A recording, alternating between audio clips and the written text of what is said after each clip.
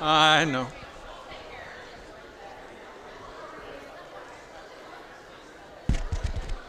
I've been asked to share a couple of lessons with you on how we got the Bible, and we need to get underway with that.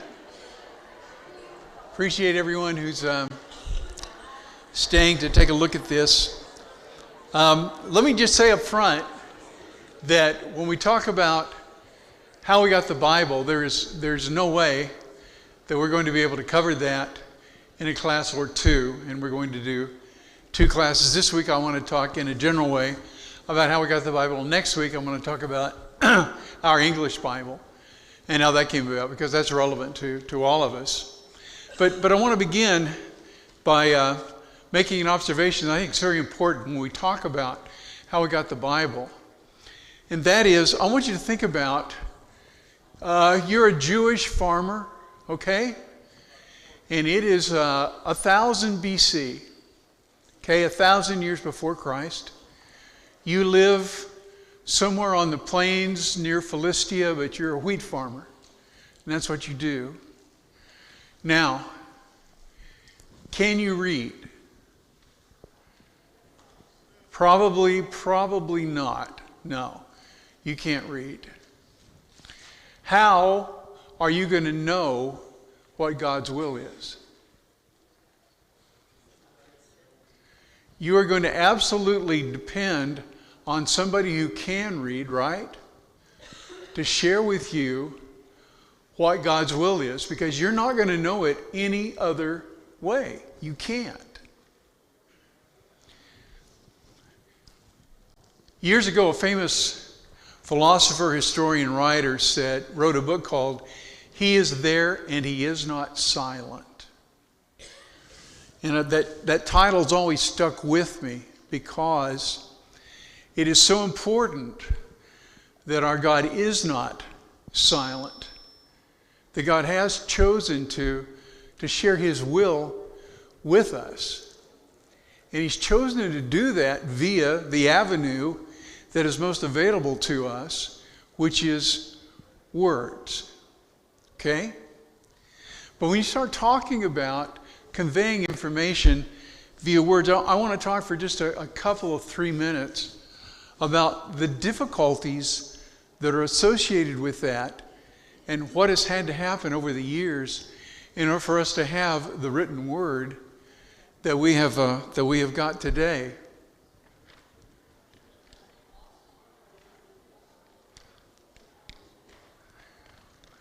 For 18 years, I used my little red clicker, and it died.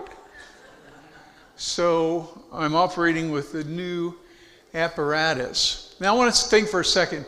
What did the ancient writers have to write on? Okay? When you think back, they began with mud or clay tablets. I mean, you go back as far as you want to go, and that's what they started with, right? What's the drawback to a mud or a clay tablet? It's going to break. It's going to dry out. It's going to crumble. It's probably going to be pretty fragile, isn't it? Okay, well, we'll fix that. We'll go to stone tablets. Well, what's the problem with the stone tablet? How would you like to carry this book around if it was written on stone tablets? I mean, can you imagine how heavy that would be? Stone tablets would be usable for business transactions and things of that nature, but past that, to convey mountains of information, there's no way you're going to be able to do that on stone tablets. Wax tablets, they're going to melt. Yeah, that's right. Broken pottery. You would be amazed, I don't know if you're aware or not, you would be amazed at how much information the ancients wrote on broken pottery. There is all kinds of anything from personal letters to business transactions to things of that nature that they have found that are literally written on shards from broken pots. Why? Well, cheap, right? I mean, it's busted, so it's not going to cost you anything. And it's durable. It's going to last for a while.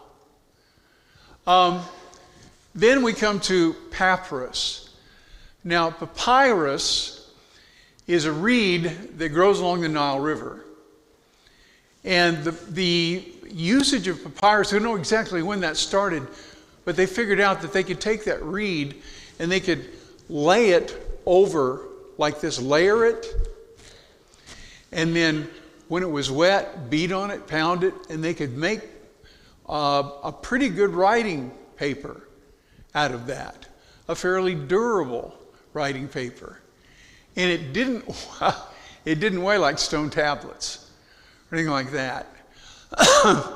Then they came up with parchment. Now it's interesting, I don't have time to go into it, but there was literally a war that took place over papyrus, and the ultimate result of that was that up to the north, up in areas like modern-day Turkey and so on, they came up with parchment to write on because they couldn't get papyrus anymore. Now, parchment is simply animal skin that has been treated, and it has the advantage of being able, you can write on it, and it's also durable. We have some parchments and papyrus that literally go back over 2,000 years. They still exist. And then, of course, paper. Do you know who invented paper? Anybody know? Would you believe the Chinese? Chinese about 1000 AD were the first ones to come up with paper. And of course, paper makes a revolution in sharing information, doesn't it? Because now suddenly you have something that's relatively cheap to make, can be produced in quantity, and is durable. So, great advantage in having paper. How did the ancients write? I remember back in the 80s when they first came out with word processors. And I thought that word processor was a gift from God. That was the best thing in the world, man, because if you ever had to write a term paper on a typewriter, what happened if you changed a paragraph or rewrote something? You had to redo the whole sheet, didn't you? Redo that whole page. And man, all of a sudden I could just make a couple of taps and erase and shift, and I didn't have to go through all of that. It was incredible. The ancients began, some of the most ancient writing we have, of course, is hieroglyphics. And hieroglyphics go back to the Egyptians. Okay, and there are folks that are able to read these things, which fascinate me. When we went to Egypt, our guide had her PhD in hieroglyphics. And so she could look at the writings on the wall and stuff and go, well, this says Pharaoh, blah, blah, blah, did blah, blah, blah, at such and such a time. And it was really interesting. But to you and I, what are hieroglyphics? They're just pictures. Yeah. Cartoons. Yeah. Cuneiform. Cuneiform writing looks like wedges, wedged into the tablet, whether that be a mud tablet, whether that be a stone tablet, whether that be a wax tablet, for years and years and years. Cuneiform writing was used. The Hebrews, when the Hebrew language began to develop, would take a stylus and they would write on papyrus, or later on, they would write on vellum. Now, interestingly, the ink that they used would not bite into the paper. Our ink is designed to bite into the paper. And so if you try to erase our ink, what happens? You tear the paper up.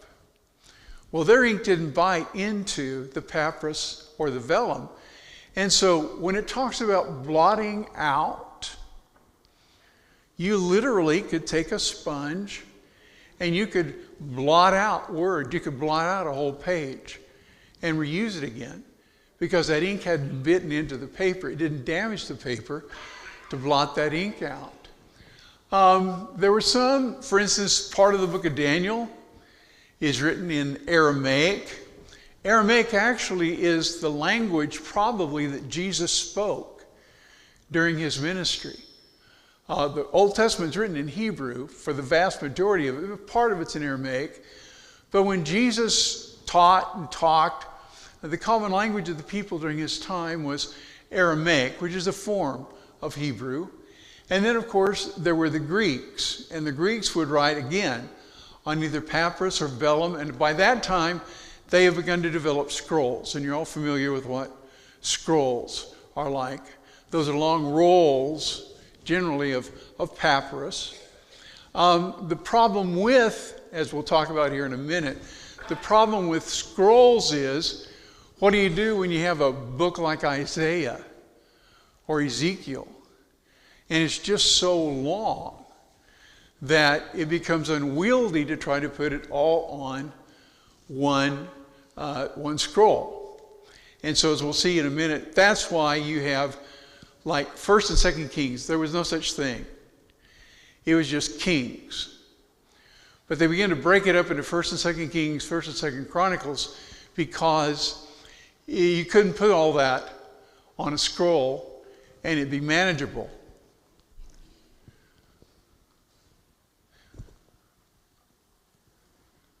Okay. The Hebrew Old Testament. These books were written over a period of at least 800 years. Genesis through Deuteronomy probably were written sometime between 1400 and 1200 BC. A lot of discussion about that. Some would go to 1445 BC, others to the mid-1200s BC.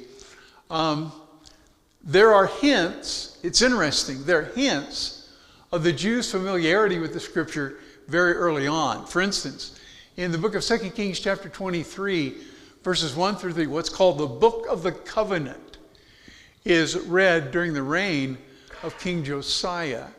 Now, the Book of the Covenant, there's some discussion as to exactly what that refers to. Most believe that probably that is either Deuteronomy, the Book of the Covenant, or it is the Torah.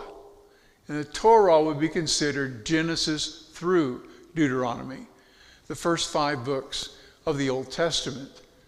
In Nehemiah chapter 8, verse 1 through chapter 9, verse 38, it tells there that all the people are called together and the law is read to them, the book of the law of Moses.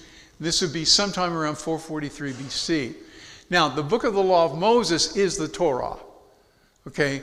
That would be, they gather all the people together and they read to them from Genesis through the second law, Deuteronomy. Daniel chapter 9, verse 2, fascinating. Daniel reads Jeremiah's prophecy, making reference to the 70 years that the people would be in exile. Now, it hadn't been that many years since Jeremiah wrote that prophecy.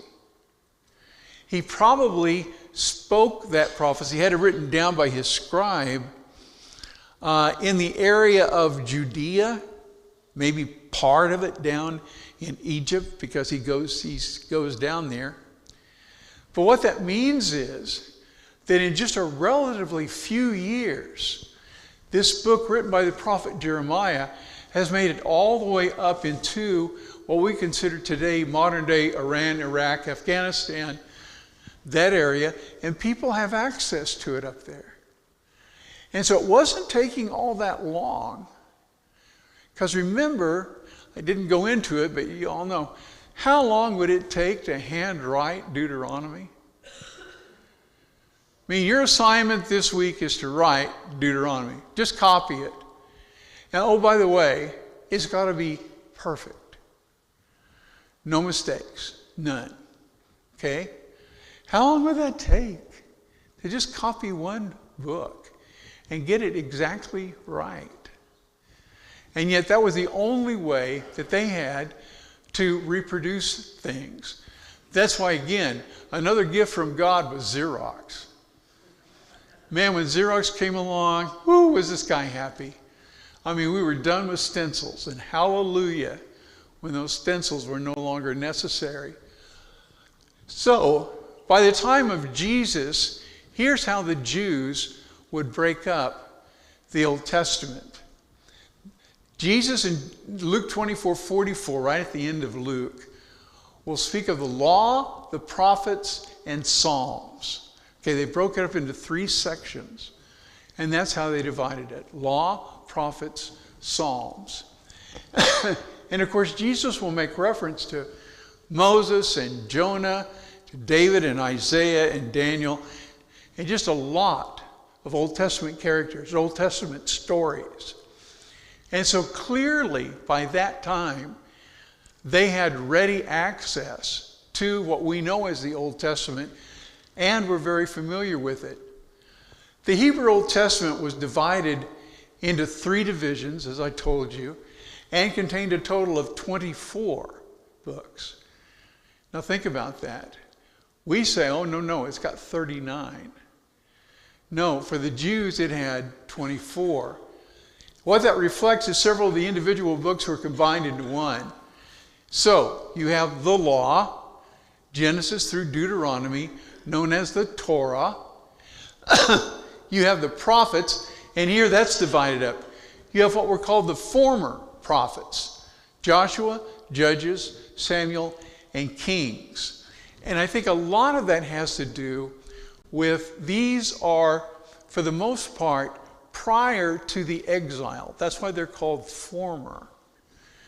And then you have the latter prophets: Isaiah, Jeremiah, Ezekiel, and the book of the 12 prophets. And so they took what we call the minor prophets and combined them into one book. And so if I'm quoting from Micah or I'm quoting from Jonah, I am simply quoting from the book of the 12 prophets. And you would have to know which one that was. Then they have the writings: Psalms, Proverbs, Job, also called the wisdom literature, the scrolls, Ruth, Lamentations, Ezekiel, Esther, and then Daniel, Ezra, Nehemiah, and Chronicles.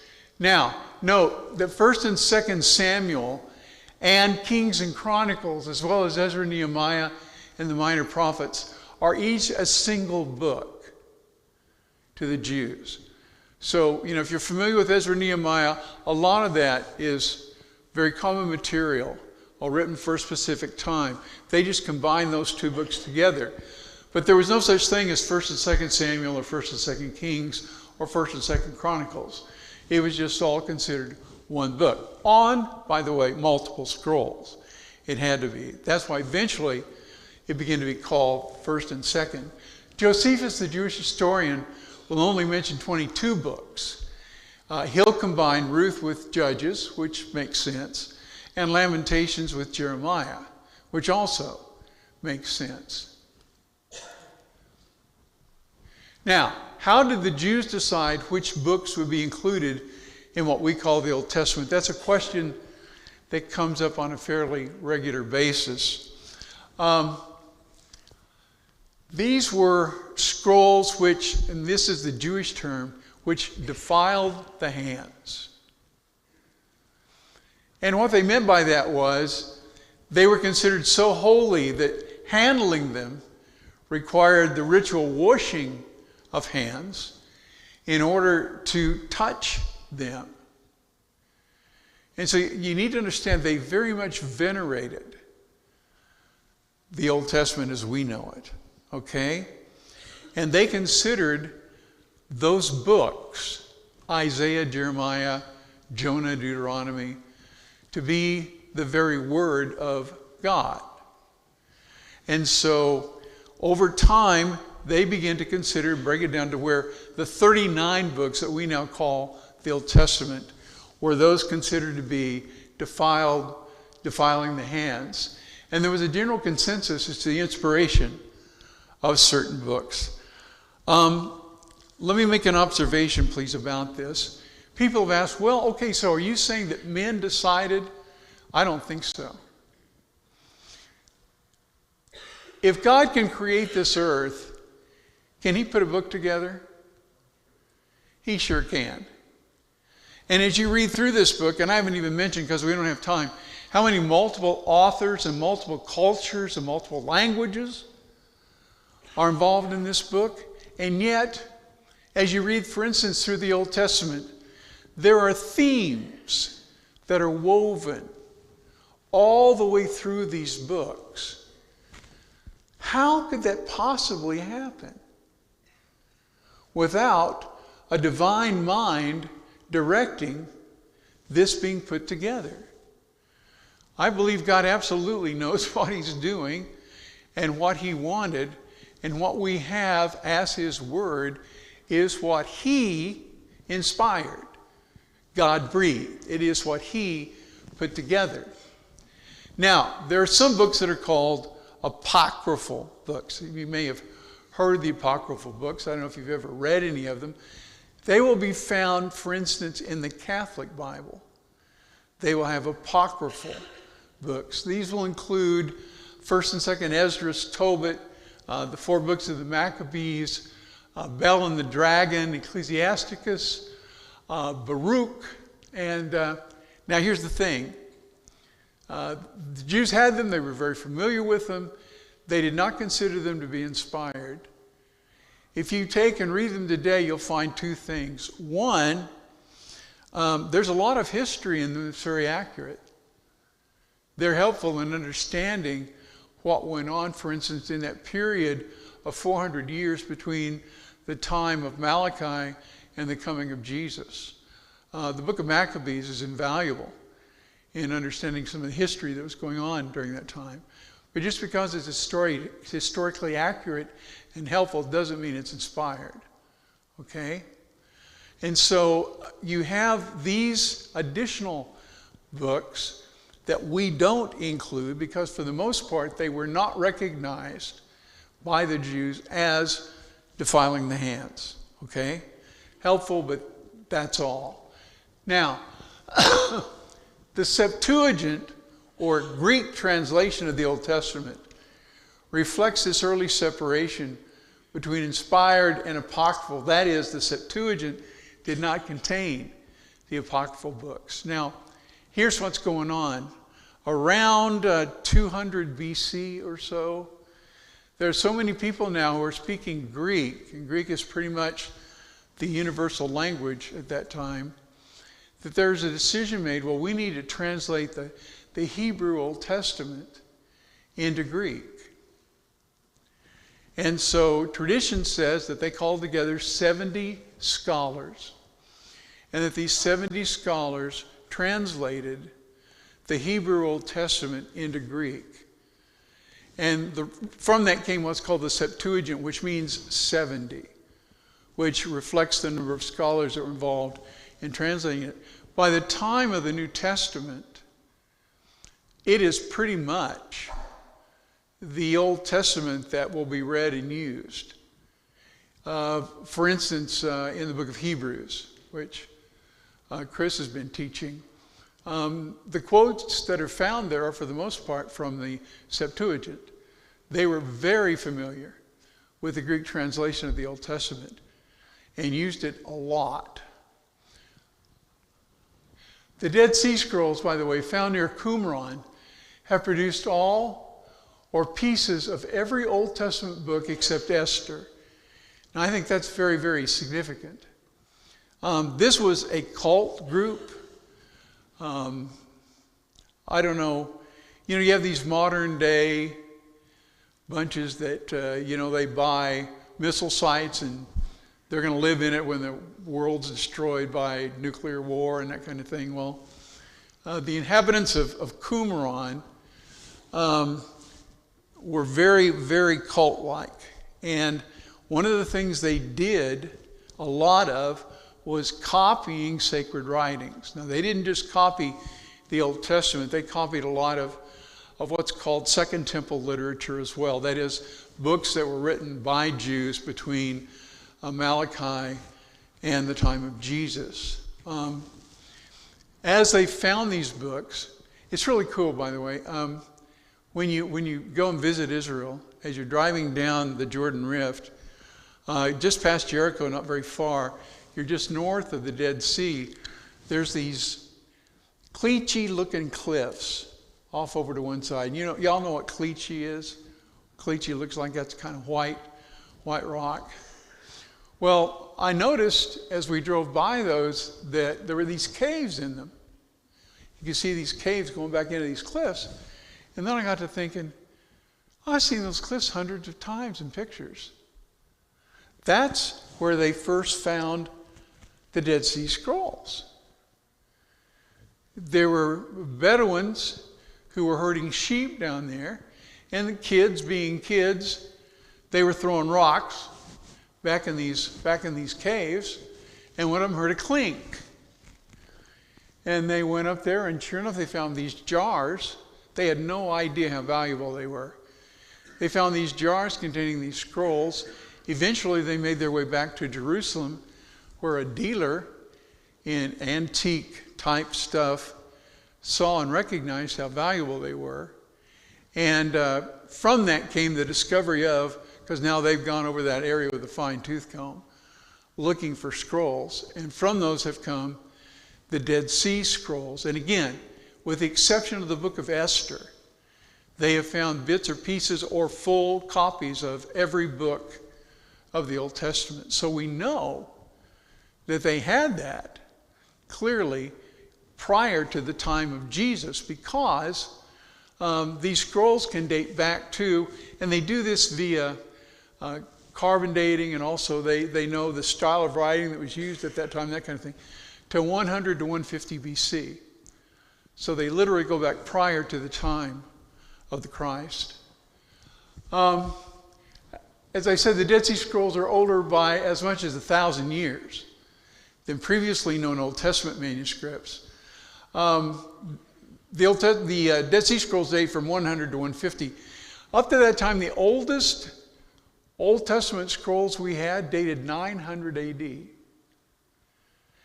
And you had a lot of scholars and critics and others saying, well, how do you know that if 1,000 years, or in this, like with Jeremiah, how do you know that in 1,400 years those scrolls had become desperately corrupted? How can you have any idea that what you read in Jeremiah is what Jesus was reading in Jeremiah? Well, they find the Dead Sea Scrolls, which are 1,000 years older than those manuscripts they have, and what do you know? Same stuff. Exactly. God knows how to preserve His Word too, I would believe. He knows how to put it together. He knows how to preserve it. And He has. Now, the Old Testament books, as we know them, were written on scrolls, as I've already talked about, long sheets of papyrus or parchment. Codices, books, will come much later, okay? Books would be unknown in the time of Jesus. Okay, let's get quickly to the New Testament. 1138, was that the first bell?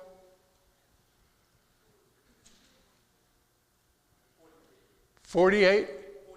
43, thank you. Okay, we're going to whiz, but we'll make it. Pieces of papyrus. Barrett told me this is the John Rylands papyrus. Pieces of papyrus were found in Egypt. Oh, this has been quite some time ago. But this is a piece of the Gospel of John, probably written about 90 AD. Now, if John was written about 90 AD, then that tells you that early on, the Gospels are circulating clear down into Egypt by that time, which is pretty remarkable. Now, the New Testament, the 27 books of the New Testament were written between the late 40s or early 50s AD and the end of the first century. They were not written in the order which we find in our present New Testament. For instance, probably the oldest book in the New Testament, or the first book written in the New Testament, is probably 1 Thessalonians. Most scholars believe that was probably the first one. The Gospels are going to be written quite a bit later than that, for the most part. Probably the first of the Gospels might have been written in the 60s AD. Most would date them into the 70s or 80s. From fragments of the papyri which have been found, we know that by the end of the first century, these books have begun to circulate all over the Roman Empire, as I pointed out to you. Whoops. Early in the second century, Paul's books are already being collected and copied. How do we know that? We know that from what are called early church fathers. These are guys who were very prominent in the church in the first couple of centuries, third century. And they would write to a church, they would write to each other, and they would quote from Paul. Or they would quote from John. And you wouldn't have a whole book, but you have this quote. Well, that tells you that if you've got a guy writing and he's quoting from Luke, clearly Luke is circulating by then, right? Because he's quoting it. And people are familiar enough with it that he knows that if he quotes Luke, people are going to recognize that and go, well, that's authoritative. And so these early church fathers, you find a tremendous number of quotes from Paul's writings, Peter's writings, James, John, and so on. The New Testament, as we know it, was generally recognized and being circulated by the 4th century BC. Now, how do we know the books we have or what was written originally? That comes up a lot. You know, in discussions I've had with college students and others in the past, their teachers are going to be telling them, well, you can't know that the Matthew that you're reading was the Matthew wrote down. It's kind of like I said earlier when they were talking about the Old Testament. How do you know that's what Jeremiah said, and this kind of thing? Well, how do we know? Well, let me point out a couple of things to you. We now have thousands of manuscripts of the books of the New Testament. Some of these are complete manuscripts of the New Testament in Greek. Okay? Some are books or portions of books. Some are fragments. Some are found within quotes, as I've mentioned to you already, from early church fathers. And some are early translations of the Greek text. For instance, I listened to a professor whose specialty is studying Ethiopic translations of the Greek New Testament. And he's got an incredible knowledge of the Ethiopic text of the New Testament. What I'm saying is, very early on, they started translating these Greek New Testaments into the languages of the people so that they could read them. And so early on, you've got Latin translations and lots of other translations. Now, let me give you some numbers, and I didn't put these up here, but just let me share this with you because I think this is really important. Josephus, how many of you have heard of Josephus? All right, everybody, basically. Okay, Josephus is a Jewish historian who wrote Antiquities of the Jews and Wars of the Jews. And we are very dependent upon him for a lot of the knowledge that we have, particularly the period of Jesus and the history that was going on during that time. Guess how many copies we have of the writings of Josephus that date back to contemporary with him?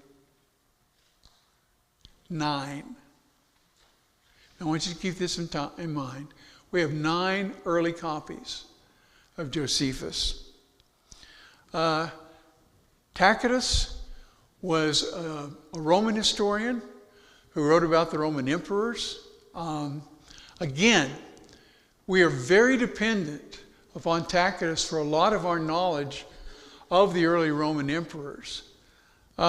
We have 20 copies of early manuscripts of what he wrote. You've heard of the Greek historian Herodotus. Again, a lot of the knowledge we have of ancient history was written by Herodotus, And we have a grand total of 8 copies of what he wrote. Now, I want you to think about this. As of just not very long ago, there were 23,966 manuscripts of part or all of the New Testament. Now, this includes early translations as well. Almost 24,000 manuscripts, fragments, copies of manuscripts, translations. What do we have attested almost without question? The New Testament. There are scholars who have dedicated their lives to researching these texts to come up with a text of the New Testament that is as accurate as possible. Most modern translations have marginal notes. How many of you use the NIV? How many of you use the ESV? Okay. RSV? Anybody? Not anymore. New American Standard Version? Okay, few.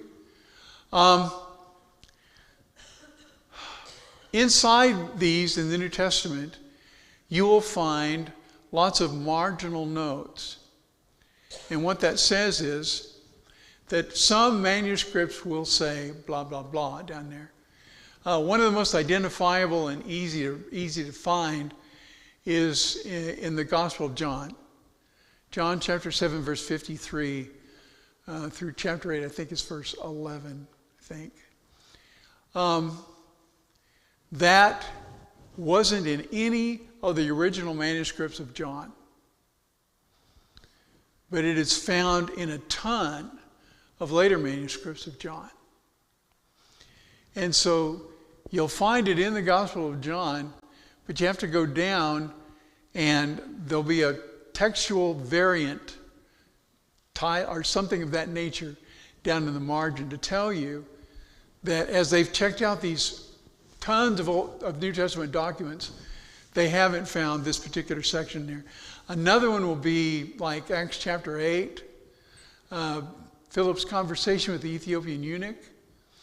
If you'll notice, a part of that is down in, not up in the text, but down in the margin, because it's found in some of the New Testament texts, but not all of them. So basically what you're finding is this. People say, well, King James was good enough for King James, good enough for me. Kind of thing. Well, the King James translation was a good translation in its time. But its time was close to 500 years ago.